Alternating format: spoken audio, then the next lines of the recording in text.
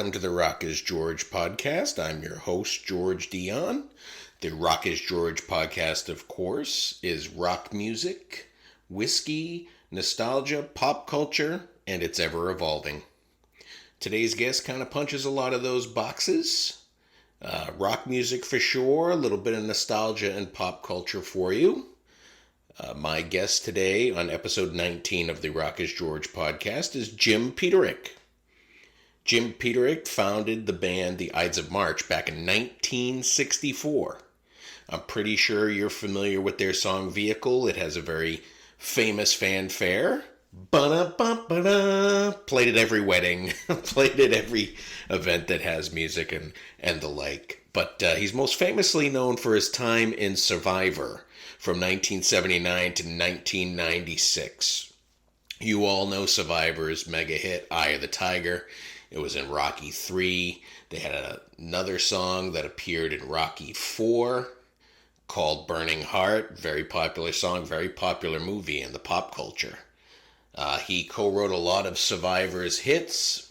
The song High on You, The Search is Over, I Can't Hold Back. The list goes on and on with Survivor.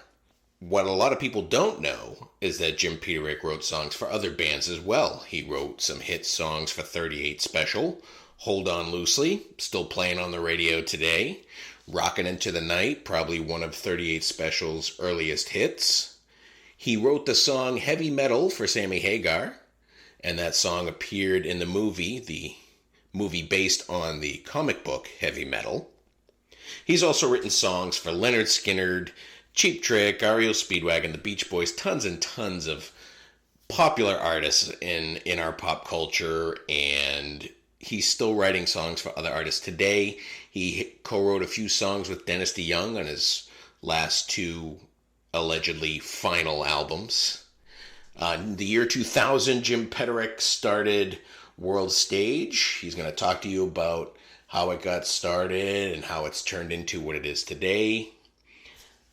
Jim Peterik has also done a bunch of solo albums. He's done albums still to this day with the Ides of March.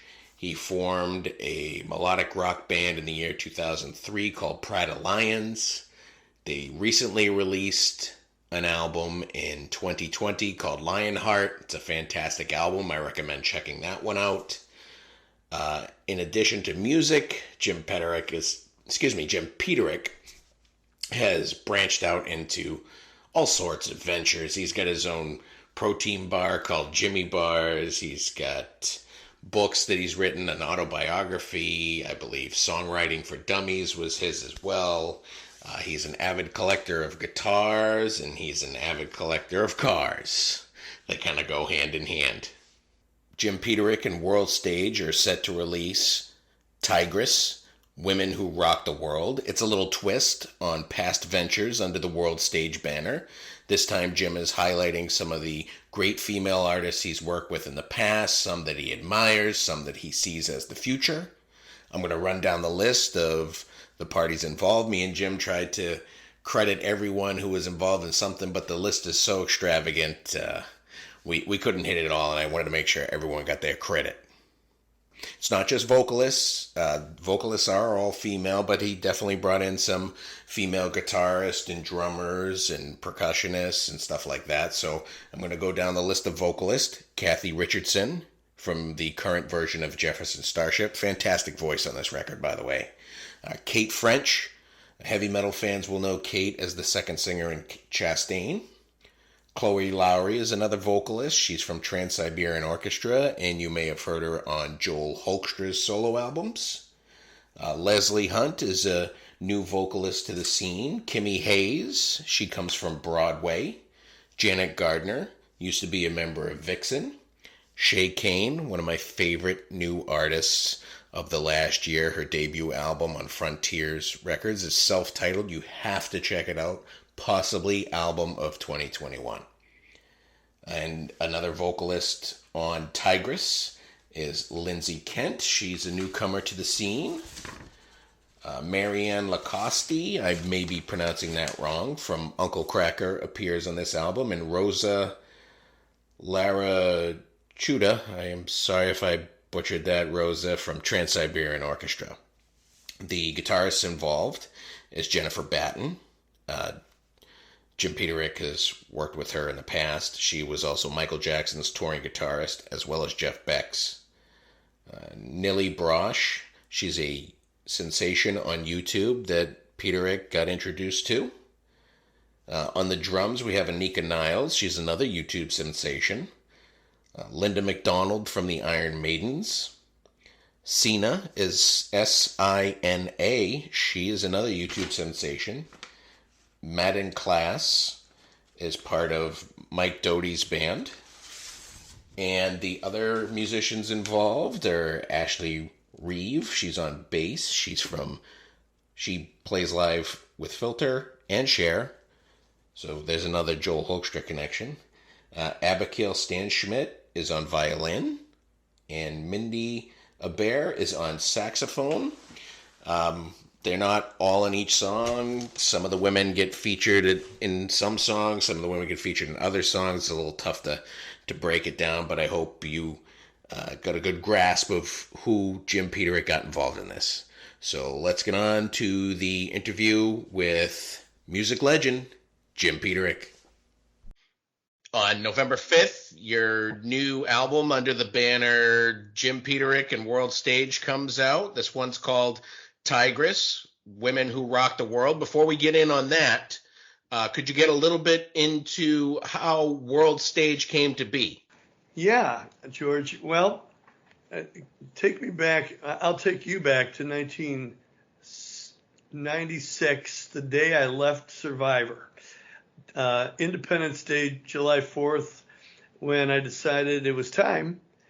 The guys went on to another town. They was in such a bad state and in such a lot of mental distress with the situation of the band. There's 1,000 things. And I said, I'm not getting on that plane. And that was the end of my 17 years with Survivor. And then I'm sitting there watching the fireworks on the 4th of July going, what the hell do I do now? And, I started, of course, really ramping up the Ides of March and getting even more serious with the Ides and more bookings. And that was so great because the original 4 guys to this minute, we're all still together and playing shows.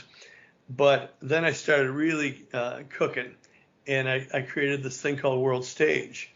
And the first year, it was a sellout 2 days in a row, and I had people like Dennis DeYoung and Kevin Cronin and Don Barnes and Kelly Kagi, and it was just an incredible show. And now it's 22 years later. My next World Stage show is the 15th of January, and it's going to be another Dynamite Bill. Every year it's different. There's some repeaters, like Toby Hitchcock of Pride of Lions. He'll be there again. But it's always different. And speaking of Toby, then soon after that, in 2003, actually I met him in 2002. I met this kind of geeky guy who was in the audience in Valparaiso watching the Ides of March at the Popcorn Fest. And he comes up to me afterwards and says, my name's Toby Hitchcock. And I sing. I'm a singer. Oh, that's nice. That's great. Okay, fantastic. And I don't think I even took his number. And I got home, and Kelly Molick, my niece, called me and said, Uncle Jimmy, you know that guy you met, that Toby? I just had an audition with him for a Dick Clark show, and this guy is incredible.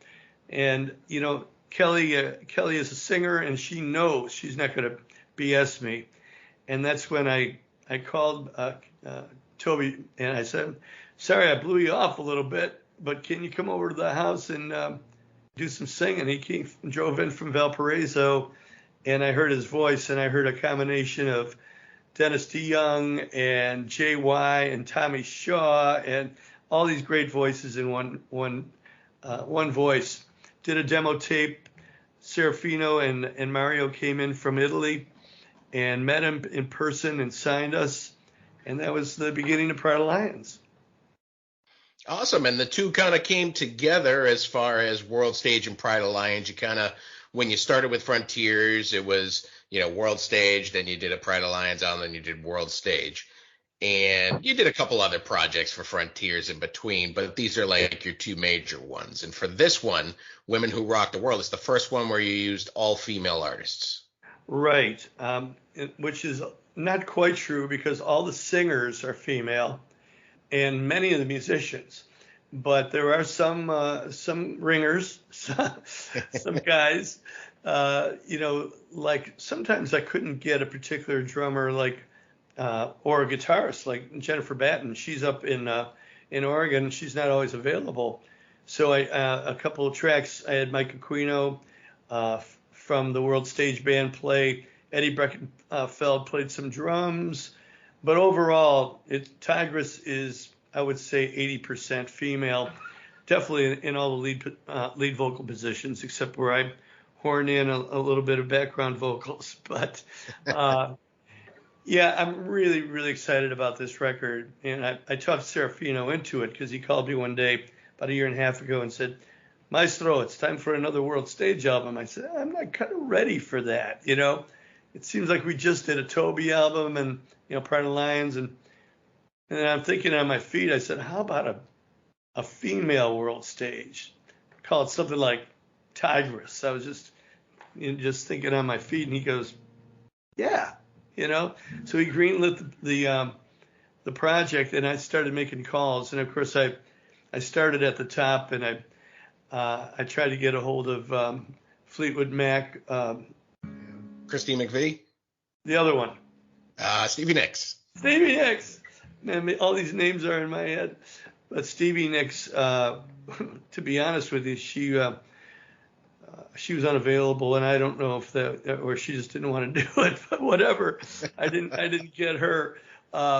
Same thing with Ann Wilson, and I decided, well, I'm not going to snare,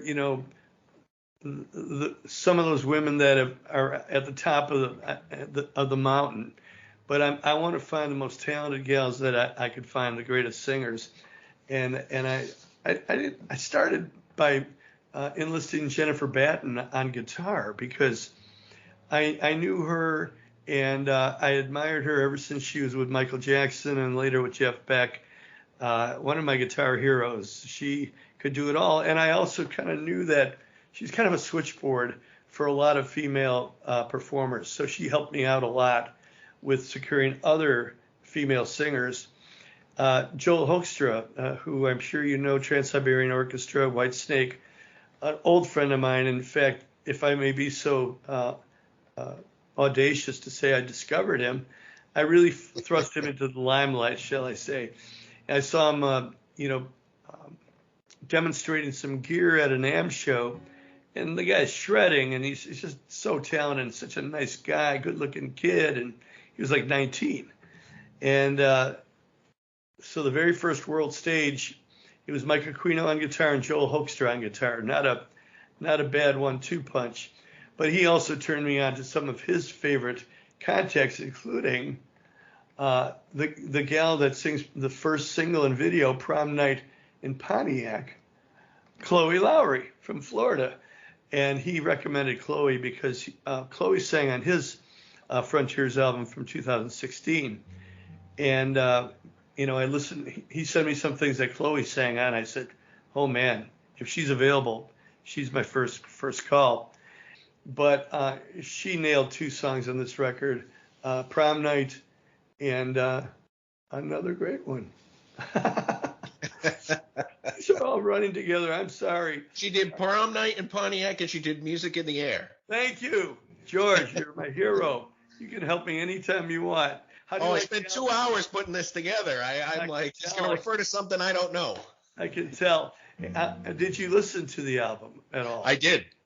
You know what? I really liked it. It was a good mix of voices, but not only that, it was a good mix of sounds. You have sort of like with Tigress, you have sort of like a Middle Eastern flair, and then the song that follows that, you have sort of a country flair. I think Prom Night in Pontiac is sort of a country feel. And then when you get the female vocalist from Broadway, Kimmy Hayes, you could tell that's a Broadway voice. Yeah, yes, good catch. But you're talking about sounds, and the gentleman you met earlier today, Larry Millis, he did all the engineering on the record, and we've been working together forever. He was the leader of the still is the leader of the Ides of March, and I owe a lot of the sound of that record to him. So yay, Larry! It's a team effort. Team effort. Yeah. What I liked about World Stage is that Frontiers kind of does these, I guess, groupings, and sometimes they work and sometimes they don't. But you didn't stick with Frontiers label artists. I think Shay Kane is the only one that was from Frontiers, and Chloe's kind of a guest star on Frontiers. But everybody else seems to be studio musicians or musicians from your neighborhood in Chicago. Well, some are, but some are, like people that Serafino actually recommended, whether they were on the label or not. Who else helped me was his daughter, Eleonora Serafino. She kind of, as soon as she saw the album credits, and I said, special thanks to Eleonora Serafino, the Tigress of this album. Man, the checkbook opened, and suddenly I have double orange vinyl coming out in December. And she loves this album. She really took some ownership of it. And it seems like her daddy had a whole new respect for this record, just hearing how excited Eleonora was. One of the more prominent singers on your album is Kathy Richardson. She's the current singer for Jefferson Starship. Fantastic performances, and probably not someone that's as well known as she should be. Amen to that. I keep bragging on people I discovered, but she's another one. And I was pumping gas. I had a nightmare Jaguar XKE. Never buy a Jaguar. I stopped at the station near my house, and this gentleman was pumping gas. He was actually the owner of the station. After he's done pumping, he says, my daughter is a singer. I go, oh, shit. Everybody's got a daughter. I'll be sitting at the gates of heaven, and God will say, I got this girl. You really got to hear her. But I didn't blow him off, and I took the phone number and this and that, but I didn't do anything about it. And about a week later, I get a call from Linda Mensch, the late Linda Mensch, one of the greatest music attorneys in Chicago, who just got hit on the highway, hit and run. Story unto itself. And she said, that girl, the gas station's daughter, gas station owner's daughter, you really got to take a listen to her. I believe, I didn't necessarily believe Daddy, but I believe. So I had her over to the house. In fact, it was right here. That's how long I've been in this house, about 33 years. And she came in kind of like a scared rabbit, very awkward and nervous, and sat down, took out her acoustic guitar, and blew me away. She had this incredible, powerful voice, even at age 19, I think she was. And immediately we started working together, and I produced her first album, Moon Not Banana, which still holds up quite well. Now, she's had about 18 Kathy Richardson albums, but lately she really got into the Broadway thing and played Love Janis. She played Janis Joplin on Broadway and tore it up. And then she got an invite to be the new Grace Slick of Jefferson Starship. And for, I would say, about the last 6 years, she's been doing that. And they're just an incredible band back again. Too bad they've lost, some of the players. But the band they have right now has enough originality in their sound that people are loving it, and they're playing all the time.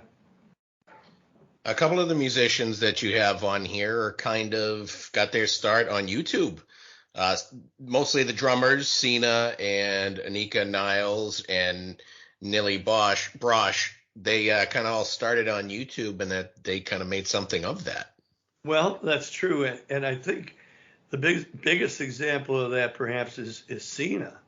And, she was every time you would turn on YouTube, you'd see her not only playing drums, but flute and guitar and banjo and you name it, and but the bottom line is, I liked her for her drumming. I could find another flute player. And I called her up, and she's in she's in Germany, and she speaks to her dad, who's her manager, real nice guy. And I said, I really like Sina. I want her for drums. How much would she charge? And he goes, nothing. I said, well, the price is right. Why would she do that? Well, she builds her whole thing on publicity, and she wanted to work with me. It was really, really cool. And she just crushed the song that she was on. And you can tell me what song that is, George. It is. She is on Dear Life. Thank you. Yeah. And Lindsay Kent, that's a really nice track. Well, they're all nice tracks because they're all my children. But Lindsay Kent is a gal from Chicago, well, the Burbs. She's in a band called the Millennials. And there's this thing called the Joliet, Illinois Hall of Fame. And the Ides of March were just inducted along with Buddy Guy and Kevin Cronin. Cronin flew out here for it. This is about a month and a half ago. And through the gentleman that created this museum, he said, you really got to listen to Lindsay Kent. So I had her over, and the premise was to do a demo for Stevie Nicks because she kind of had that timbre, So she sang Dear Life, and it was just a demo, according to me and according to her. And then Stevie pulled out, or never was, one or the other, depends who you talk to. And I started working with Lindsay. And I love her voice. I love her character. She's 21 years old and has that certain 21-year-old naivete that really comes through. Absolutely. Another younger particular vocalist is Shay Kane. She released her first album this year. It's fantastic. I was blown away by it. She really gets that sound that you helped create in the 80s, and Pat Benatar and Lee Aaron and all that. I hope she really gets the platform to really shine as she grows older. Yeah, well, she's one of the videos, and it's one of Frontier's favorite songs. The first full-blown video is Prom Night. Have you seen that video yet? Or maybe you said you did. I did. I've seen Prom Night and I've seen Acapella. Okay. And now they're working on Tigress. Yeah, with Kate French. First time I've worked with her.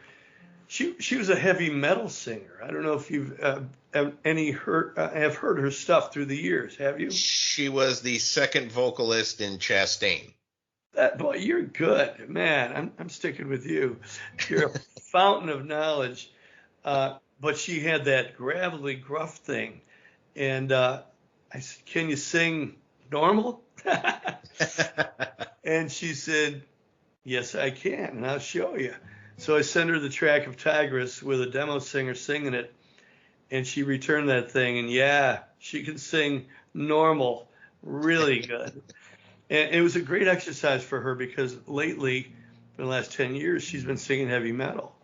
And now she's really excited about this kind of rock, like Ann Wilson, the mainstream female rock. Absolutely. Are you going to be able to work some of these female artists into your World Stage live presentation? Absolutely. I'm doing it, the 15th of January coming up. And, there'll be Leslie Hunt, there'll be Kathy Richardson, there'll be Mindy Abair on sax and vocals. I'm missing a few. Kimmy Hayes. We're going to kind of do a mini Tigress along with some, the Ides of March, of course, Toby Hitchcock. A new one, two new ones for me.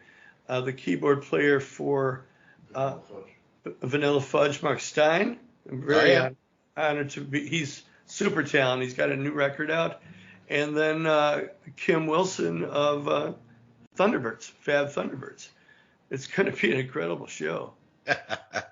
It sounds like it's going to be. Hey guys, Rock is George breaking in here for the Rock is George podcast Whiskey Break. I'm going to try to make it brief because Jim is a great storyteller and he's got a lot more stories to tell. This week's whiskey that I'm featuring is Willet Pot Still Reserve Bourbon. Willet's kind of one of the older brands in bourbon. They've been around for a very long time. They make so many different products, not just under the Willet name or the Willet family. It goes beyond that. We're definitely going to be featuring more in the future. I just want to remind everybody, I don't get anything from Willet. This is sort of an advertisement, but sort of not. But I don't get anything from Willet like that. I just appreciate whiskey. I like to share it with you all. And I like to keep it simple. According to Willet, this is a 90 proof, which means 47% alcohol by volume. It comes in a funky little container. It's definitely going to stand out because it looks like a pot still.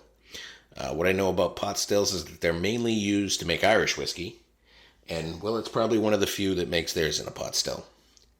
Willet describes this bourbon as vanilla lemon cake on the nose, and on the palate, caramel, vanilla, spices, and citrus. If you heard my past whiskey breaks, you're going to get caramel and vanilla in a lot of different whiskeys and bourbons and scotches and stuff like that. So it's a good thing, actually. So I've already got my glass poured. I'll give it the sniff test.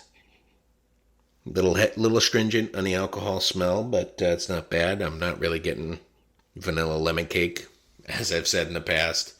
These things are really subjectional. But let's see what it's like. So I kind of taste that fruity citrus kind of flavors in there. There's actual citrus in it, but you kind of taste that there. I taste a little bit of char from the barrel that it was aged in, and getting a little bit of spiciness from the grains that are used here. This one's a good sipper. As I've said in the past, I drink mine straight. This would be good over ice. I'm not a mixing guy, so I don't know how I would taste mixing. It's a bourbon whiskey that's kind of easy to find. Its bottle is unmistaken. The other Willet brands kind of tougher to find. Some are easier to find. It's because they're good. It's a good product. It's a reasonable price. I want to say it's about $40, $45 for a bottle. It's worth a try. I hope you enjoy it. Now let's get back to Jim Peterik and World Stage. Speaking of incredible shows, you played the Grand Ole Opry for the first time recently. I was kind of surprised it was your first time there. Yeah. It was the night of my life. I mean, to play the Grand Ole Opry, being a rocker from Chicago, first of all, I couldn't believe they asked me. But there was one woman there that books all the acts.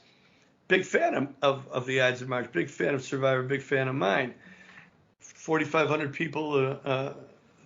It was it was packed. I was on with the let's see. The boys, the Oak Ridge boys. They headlined. That was right before the Oaks. It was a night of country music and fiddles, and then Peterik gets up there, and I had rehearsed with the band, and these are all top-notch studio and live cats. And we rehearsed before the show, and it sounded so tight and so amazing. I took that stage, I was introduced, and I just could do no wrong. I felt really relaxed. I feel like the people were behind me. After I started with Vehicle, big round of applause, hoots and hollers. Ended with Eye of the Tiger, told a little story about Stallone calling me, and I thought someone was pulling my leg, and hey, yo, Jim, give me a call. It's a nice answering machine you got there, And I go, yeah, right, and I kept sorting the mail. But I told the story, and people love those stories behind the songs, And then I went into Tiger and the band with two brass, two Mexican mariachi style trumpet players who were great. They were both from south of the border, and three background singers. Just an incredible band, and that was the song I got the standing ovation from the house, and that was such a good feeling. And I look over to my right, and it was the Oak Ridge boys watching the whole show, and they had invited me to their dressing room. I mean, it was just an unbelievable night. You mentioned Sylvester Stallone, and he's re-releasing Rocky 4, Rocky versus Drago next month. And I had recently talked to Vince DiCola, too, about his time working on that soundtrack. Did you guys ever work together, or was what you did with Survivor kind of separate what Vince DiCola was doing with the score? Yeah, I mean, I have so much respect for Vince DiCola. In fact, there's a group from Sweden, Work of Art, who used Vince on an arrangement on their last album. I had 4 songs on that record, but Vince arranged one of them, and he still got it.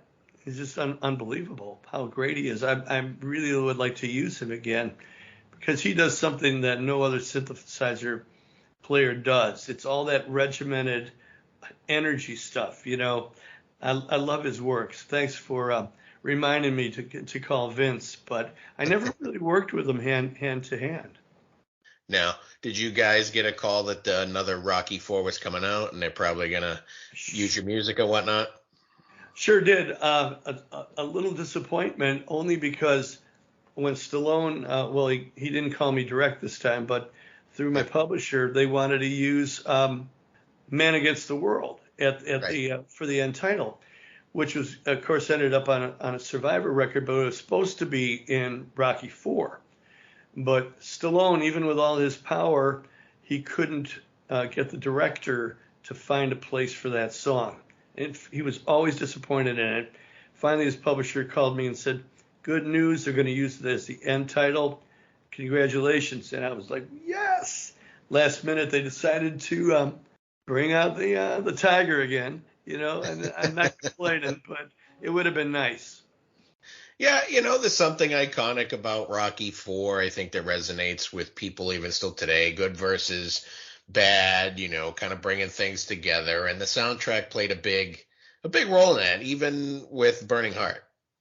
Yeah, Burning Heart really, really worked.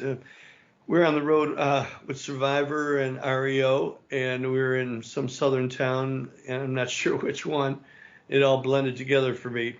But we're around the pool, and we get a call from Stallone. "Hey, we're going to do it again." And I said, "What do you mean?" Well, he was talking to Frankie at the time, but apparently he said, "Got this new movie, Rocky 4, and I need the theme song. You're the guys." So he sent us this time a script instead of the rough cut like for Rocky 3. We sent us the rough cut of the movie, and we had all of that to inspire us. But we had a damn good script, and we saw that east-west tension. And the next day we rented a piano, brought it into a suite at the hotel, and we started pounding that Wurlitzer while Frankie played the electric guitar. Before you knew it, we had a song. The next break was about 3 weeks later. We flew in Jimmy Jameson. In fact, we worked with the gentleman over here on his vocals in Chicago, and that record still sounds good.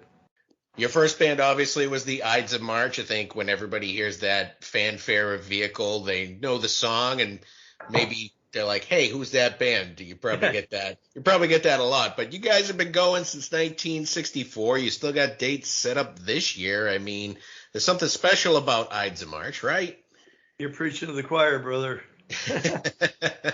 Yeah, I mean, we're very fortunate, and we do feel there is something special about a band that has been friends and a great band for all those years. Kind of a silent language when we're on stage. We have a lot of fun, but we take it very seriously. But, you know, we're flashing each other's smiles and laughs when there are certain parts of the songs that maybe recall a story. And, you know, one of those times I remember we were playing Calgary, and Vehicle was, we always ended with Vehicle, duh, you know. And Janis Joplin was on the side of the stage watching us play, and that's one of those memories. But yeah, we've had so many good times, and I took 17 years off and helped create Survivor. But when I left in '96, back to the Ides. I mean, we had been playing throughout the '90s, but then we really ramped it up when I left Survivor. The last time I talked to you was last year. You were promoting the Pride of Lions release, Lionheart. And you said you had 235 guitars in your collection. How many have you added to it over the course of the year? Two. Two? Two. I'm slacking, but they happen to be really special ones. My wife and I are turning 50 years of marriage, and I bought her a diamond ring, and a big one this time, not the little rock from when we first got married. I mean, not ostentatious, but the one she wanted. And she said, "What do you want?" And I said, "I want a '59 Stratocaster, mint condition."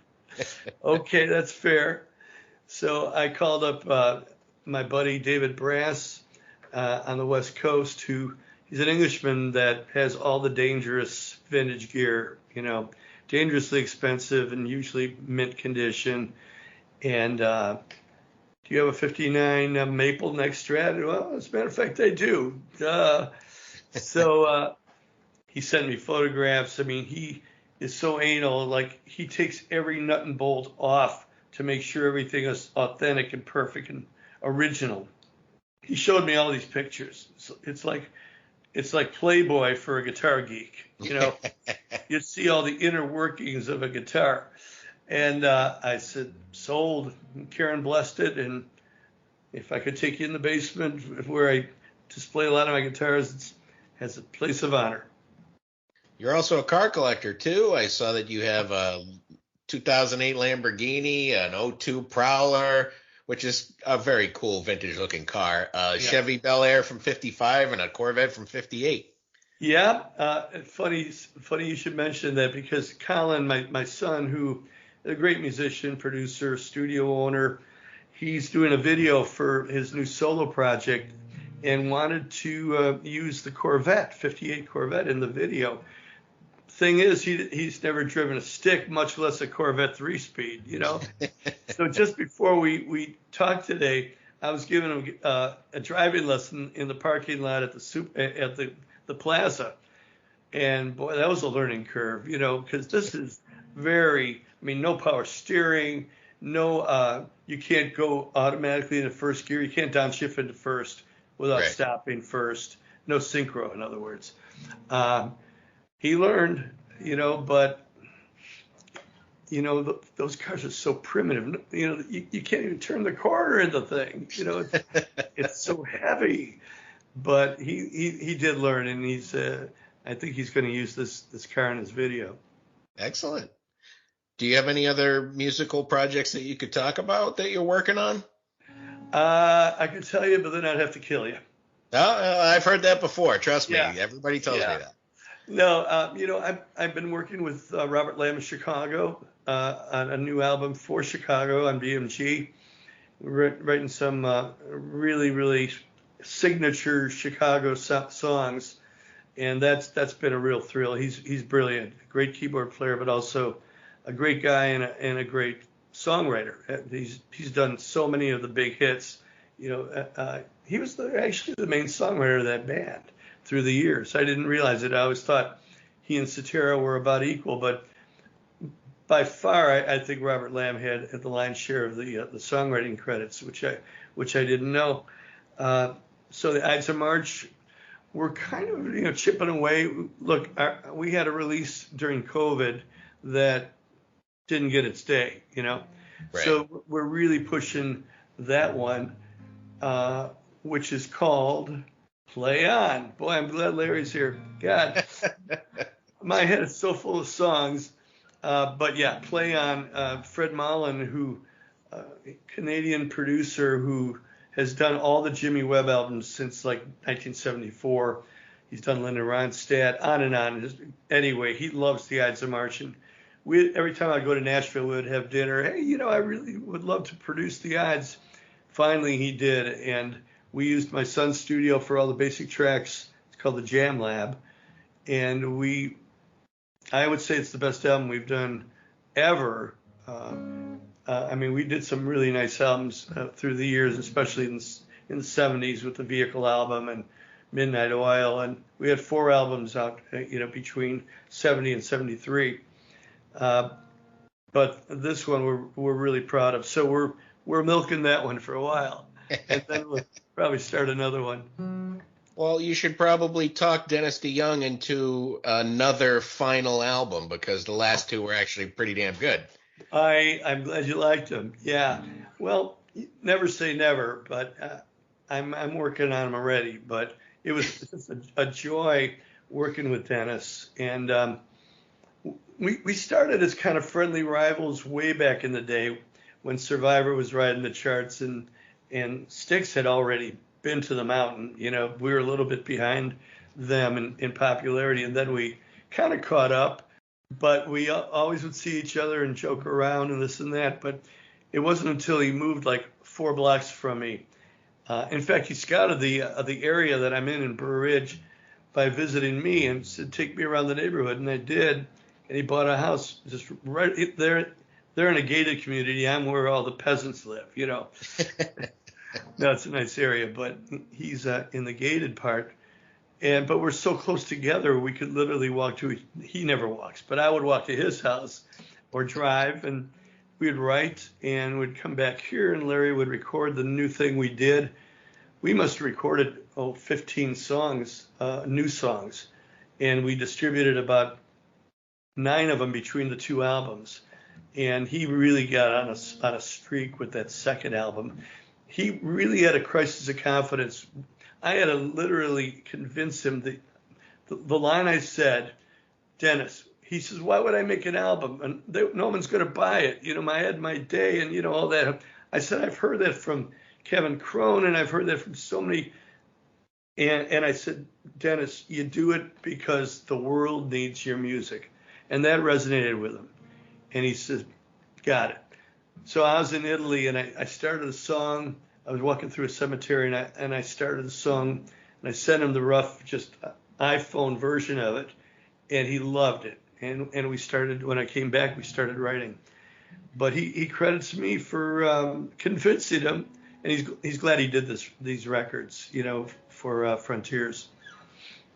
And they're great records, and you have a great record. It's Jim Peterik and World Stage, Tigress, Women Who Rock the World. It's out on November 5th, and that's all I got for you today. I appreciate you coming on the Rock is George podcast.